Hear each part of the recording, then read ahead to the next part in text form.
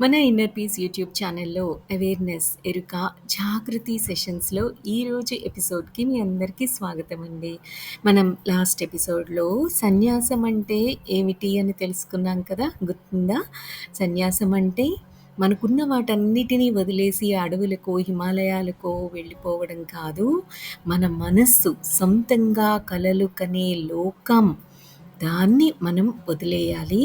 అప్పుడే మనం ఎక్కడున్నా కూడా అవేర్‌గా ఉంటాము. అది సన్యాసం అంటే అని అనుకున్నాం కదా! కలలు కనడం అనేది వదిలేయాలి. ఎక్కువ చురుగ్గా ఉండాలి. అప్పుడేమవుతుంది హఠాత్తుగా కలలు అనేవి మాయమైపోతాయి. ఆ కలలతో పాటు దుఃఖాలు కూడా మాయమైపోతాయి. సో, మేల్కొన్నప్పుడు చూసేదంతా మరణం, నిద్రపోతున్నప్పుడు చూసేవన్నీ కలలు అని చెప్పుకున్నాం కదా! హెరాక్లిటిస్ అంటారు, మీరు మేల్కొన్నప్పుడు మీ చుట్టూ మరణాన్నే చూస్తారు అని. అందువల్లే అనుకుంటా మనం చూడ్డానికి ఇష్టపడం. మరణం అంటే భయం కదా!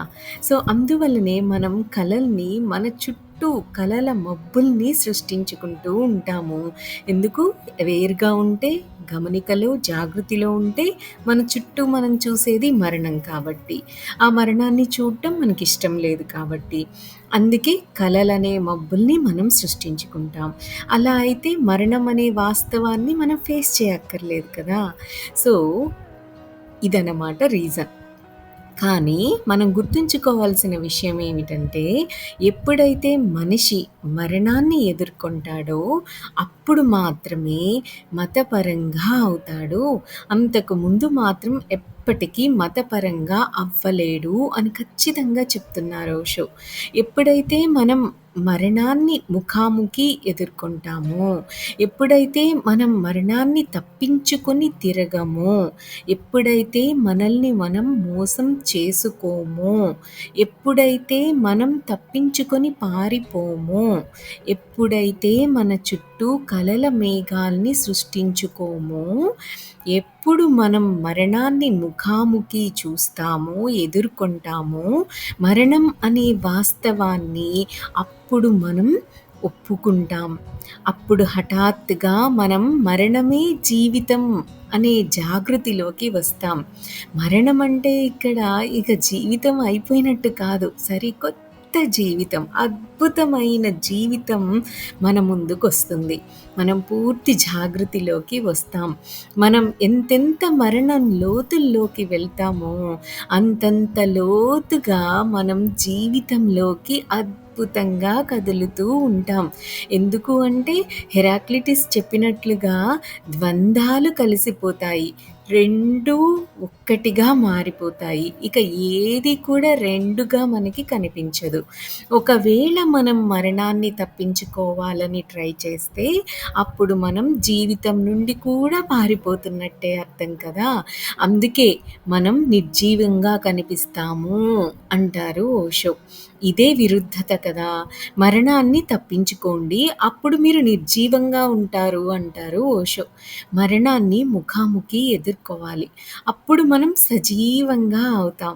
ఏ క్షణంలో అయితే మనం మరణాన్ని లోతుగా, తీవ్రంగా మనమే చనిపోతున్నట్లు అనుభూతి పొందటం మొదలుపెడతామో, మన చుట్టుపక్కలే కాదు, మన లోపల కూడా మనం మరణాన్ని అనుభూతి పొందితే, సృశిస్తే, అప్పుడు సందిగ్ధ స్థితి, గండం అనేది వస్తుంది. అదే జీసస్ సిలువ అంటారు. మరణం అనే గండం అనమాట అది. ఆ క్షణంలో అడ్డంగా, క్రాస్‌లో అడ్డంగా ఉండే ప్రపంచంలో నుంచి, మనసుకు సంబంధించిన లోకంలో నుంచి మనం చనిపోయి, ఇంకో ప్రపంచంలోకి మళ్ళీ పునరుత్థానం అంటే రీబర్త్ అవుతామనమాట. సో, అక్కడ మనం చక్కగా తిరిగి అద్భుతంగా లేస్తాం. సో, జీసస్ పునరుత్థానం, జీసస్ యొక్క రీబర్త్ ఒక భౌతికమైన విషయం కానే కాదు. క్రైస్తవులు ఆ పునరుత్థానం చుట్టూ అనవసరంగా చాలా ఊహా సిద్ధాంతాలకు అల్లుతున్నారు అంటారు ఓషో. అది శరీరం యొక్క పునరుత్థానం కాదు. అది ఈ శరీరం ఇంకొక పరిమాణంలో తిరిగి రావడం.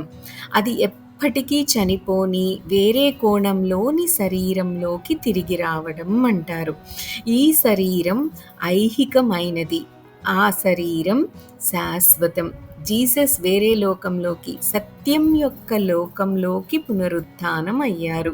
సొంత లోకం మాయమైపోయింది. ఆయన యొక్క మనస్సును ఆయన్ని వదిలిపెట్టేశారు. ఆయన సొంత లోకాన్ని వదిలిపెట్టేశారు. అది మాయమైపోయింది. ఆయనిప్పుడు వేరే లోకంలోకి ఎళ్లారు. అదేం లోకం? సత్యం అనే లోకంలో మళ్ళీ జన్మ తీసుకున్నారు. పునరుత్థానం అయ్యారు. అదే జాగృతిలోకి రావడం అంటే. మనం జాగృతిలోకి వచ్చినప్పుడు మన మనసు మాయమైపోయి సరికొత్త అద్భుతమైన జీవితం మన ముందుకొస్తుందనమాట.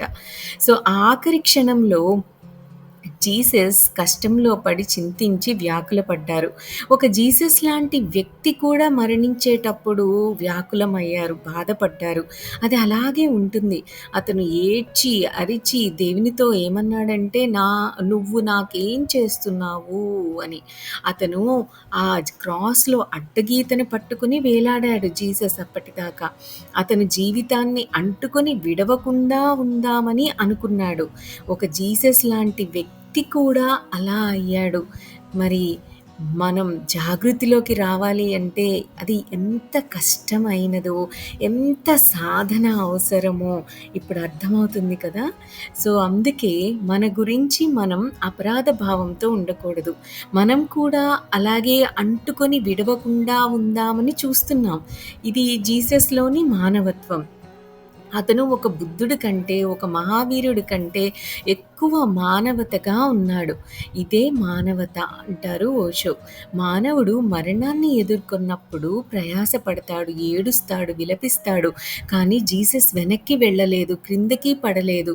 వెనువెంటనే అతను ఏమడుగుతున్నాడో అని స్పృహలోకి వచ్చాడు. అప్పుడు అతను అన్నాడు, "నీ ఇష్ట ప్రకారం, నీ సంకల్ప ప్రకారం జరగాలి" అని ఆ విశ్వాన్ని కోరుకున్నాడు.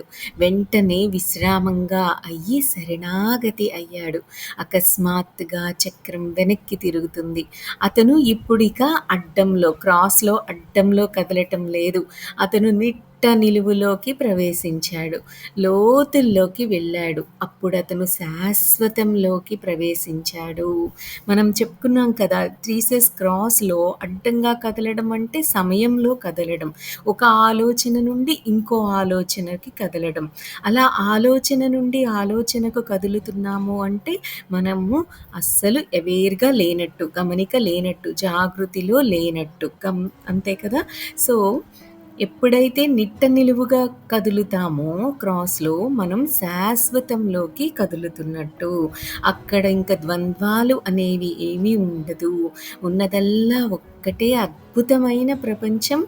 అక్కడింక ప్రేమ, వన్నెస్ తప్ప ఇంక వేరేదేది ఉండదనమాట. సో, కాలంలో నుంచి మనం మరణించాలి. అప్పుడు మనం శాశ్వతంలోకి పైకి లేచి పునరుత్థానం అవుతాం. సరికొత్త జన్మ తీసుకుంటాం. మనస్సులో నుంచి మరణించాలి. అప్పుడు మనం చైతన్యంలో సజీవంగా అవుతాం. ఆలో ఎక్స్‌క్యూజ్ మీ. ఆలోచనల్లో నుంచి గతించాలి. అప్పుడు మనం జాగృతిలో జన్మిస్తాం. హెరాక్లిటస్ అంటారు కదా! మేల్కొన్నప్పుడు చూసేదంతా మరణమే అని. అందుకే మనం కలల్లో, నిద్రలో, శాంతింపచేసే వాటిలో, మత్తుమందుల్లో, మైకమెత్తించే, నిశా కలిగించే పదార్థాలలో మునిగిపోయి మరణం అనే యథార్థాన్ని ఎదుర్కోనవసరం లేకుండా జీవిస్తున్నాం. కానీ వాస్తవాన్ని మనం ఫేస్ చేయాలి. ఒకవేళ వాస్తవాన్ని చూస్తే ఆ వాస్తవమే సత్యంగా అవుతుంది. ఒకవేళ మనం యథార్థాన్ని తప్పించుకొని పారిపోతే అబద్ధాలలో జీవించాలి. ఒకవేళ మనం వాస్తవాన్ని ఫేస్ చేస్తే, దాన్ని ఎదుర్కొంటే ఆ వాస్తవమే సత్యానికి ద్వారం అవుతుంది. ఆ వాస్తవమే మరణం. ఆ మరణాన్ని ముఖాముఖిగా చేసుకోవాలి. సత్యమే జీవితం, శాశ్వత జీవితం, విస్తృతమైన జీవితం, ఎప్పటికీ అంతం కాని జీవితం అది. అద్భుతం ఆ జీవితం. మరి మనం ఎంత సాధన చేస్తే ఆ జాగృతిలోకి రాగలం అన్న విషయం కొంచెం కొంచెం అర్థమవుతుంది కదా! మరి మన సాధనని మాత్రం ఆపకుండా చేద్దాం. జాగృతిలోకి రావడం ప్రతి ఒక్కరికి సాధ్యమే. అసాధ్యం మాత్రం కాదు. సో, మనం ట్రై చేస్తూనే ఉందాం. దట్స్ ఆల్ ఫర్ టుడే అండి. Have a great day. Thank you. Thank you. Thank you.